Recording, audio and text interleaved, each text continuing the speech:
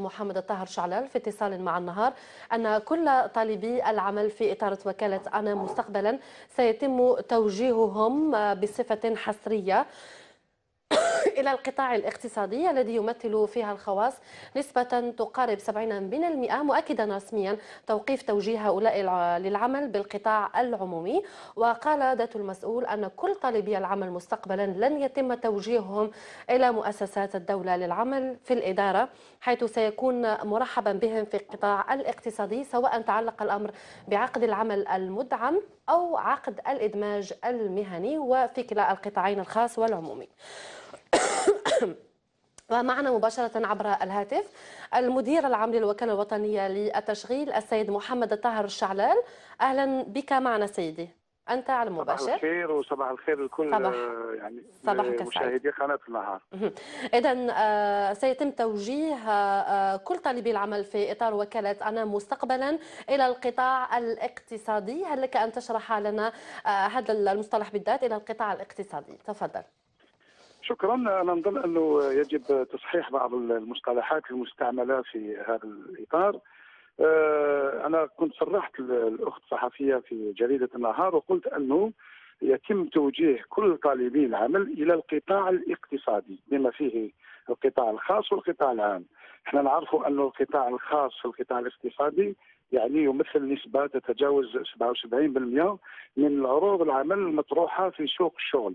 الشيء اللي ناكدوا عليه اليوم والرساله اللي نحبوا نبعثوها هو انه مكافحه البطاله ومحاربه البطاله تتم عن طريق الاقتصاد، وحنا نلاحظوا اليوم انه الاقتصاد الجزائري اصبح يخلق عدد كبير من مناصب العمل، وفيه يعني وتيره تطور نلاحظوها ما بين سنه الى سنه. مثلا ما بين 2015 و2016 خلال يعني العشر اشهر الاولى لاحظنا انه فيه ارتفاع ب 14% فيما يخص التنصيبات في الاقتصاد وفيما يخص ايضا عروض العمل.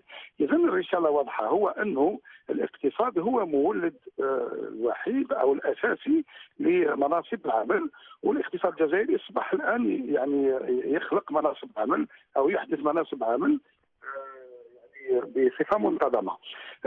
فيما يخص الاداره، وهنا نتكلموا على جهاز المساعده على الادماج المهني اللي تسميوه انتم يعني عقود ما قبل التشغيل.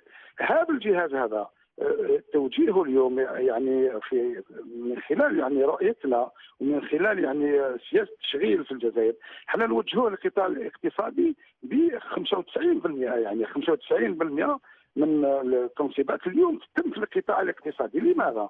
لان فرص العمل موجوده في القطاع الاقتصادي، وكي نتكلم عن القطاع الاقتصادي ما نقولش يعني اقتصادي خاص او عمومي. نعرفوا انه القطاع الاقتصادي معظم المؤسسات هي خاصه 77% من العروض من القطاع الاقتصادي، ولكن احنا نوجهوا الى القطاع الاقتصادي بصفه عامه. اذا كان لاحظت اليوم مثلا في جريده النهار اليوم في حتى اختلاف ما بين يعني العنوان في الصفحه الاولى وما بين يعني العمود الموجود في الصفحه. نعم، أنت سيدي الفاضل محمد الطاهر شعلال، أنت هنا معنا على المباشر لتوضيح أنه يعني فرصة الشباب هي في القطاع الاقتصادي بصفة عامة، والتوجه اليوم تاعنا هو القطاع الاقتصادي. وكنت لاحظت لأنه طيب لما تقول القطاع الاقتصادي ماذا تقصد به؟ يعني هناك القطاع العام وهناك القطاع الخاص. كاين قطاع عمومي وكاين قطاع خاص، ولكن طيب قلت انه الاقتصادي العمومي راه يوظف. النسبة التي تقارب 70% هي تمثل 77% هي من القطاع الاقتصادي الخاص. جيد. ونحب ناكد لك اليوم انه مثلا الاستثمارات الموجوده على المستوى الوطني والتنوع الاقتصادي اللي نلاحظوه حتى يعني كان فيه بعض العوامل اللي شاركت في هذا يعني في تحقيق النتائج، هي مثلا تحسن مناخ الاستثمار في الجزائر. وتعرفوا انه في الفتره الاخيره حتى يعني مرتبه الجزائر في دوينج بيزنس، الجزائر ربحت يعني اماكن كثيره وتنقلت يعني، وفيه تحسن كبير.